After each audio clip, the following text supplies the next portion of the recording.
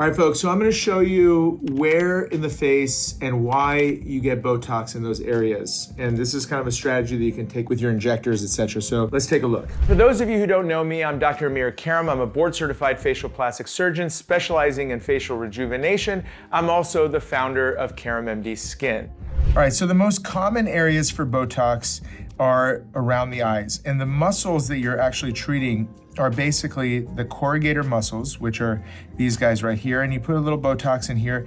These prevent those 11s from forming between this area. There's also a little muscle right in here that you want to put a bit of Botox in here to prevent this little crease that you form in this area.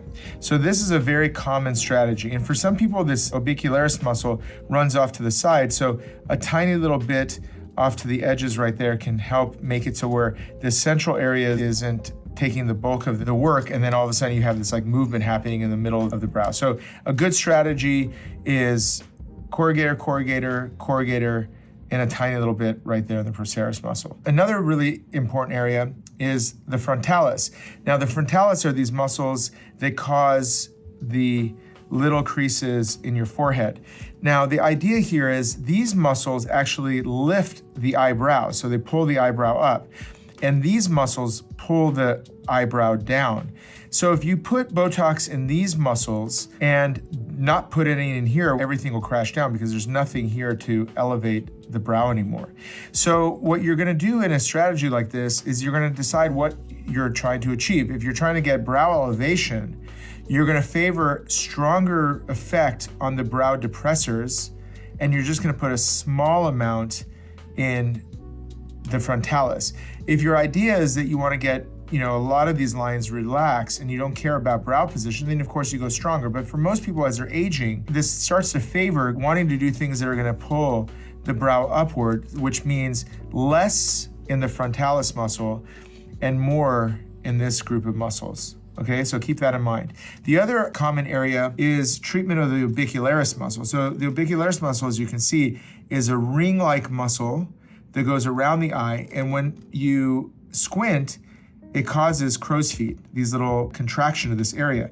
So putting some Botox here, whatever combination or numbers you put in here, what that'll do is it'll relax this area. In addition, this contraction here causes the brow, the tail of the brow, which would sit like this, tail of the brow to point down.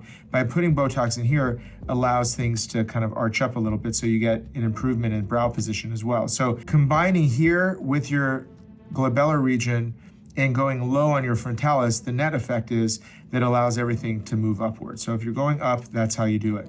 Keep that in mind. So as you age, you really want to decrease the amount in your frontalis. Other areas, the nasalis muscle basically causes little bunny lines. So a little Botox here, when you smile, you put a couple units in this area.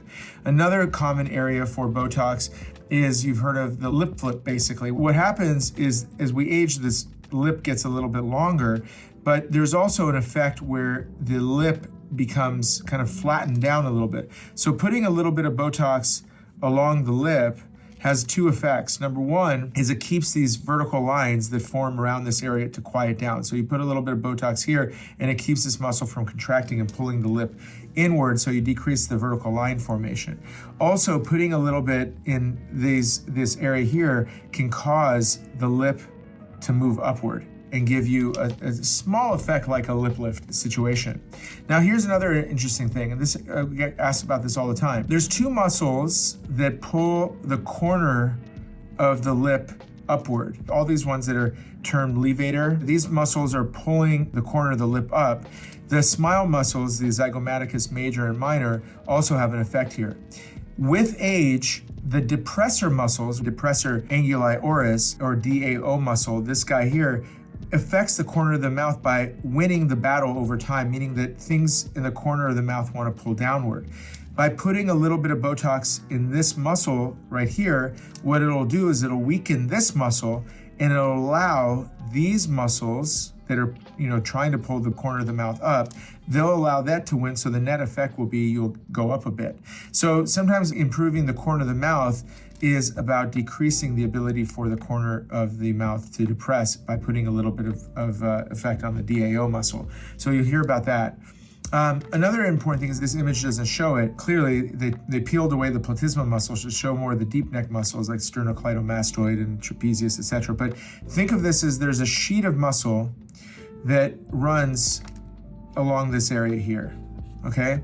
And the same thing will be on this side. What ends up happening is, in many cases, when people, chew or talk, these muscles form, firm bands. They form these like thick bands that happen here. Some people mistake this for aging. Aging, these bands are there when you're not talking or smiling or interacting. But when you do see these bands happen in the case of a firm neck, let's say it's a post-operative neck, or it's somebody who's younger, 30s, 40s, and they don't have laxity, but they just have these bands that happen when they're talking or chewing, putting a little bit of Botox in these bands, 8 to 16 per side, can weaken the muscle just enough to keep that muscle from forming those harsh bands when you're animating.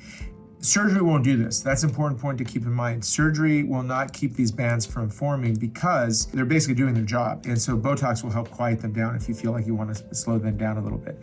Another area that Botox has been getting a lot of attention is the masseter muscle. The masseter muscle is a deep muscle right there in the corner of the jawline.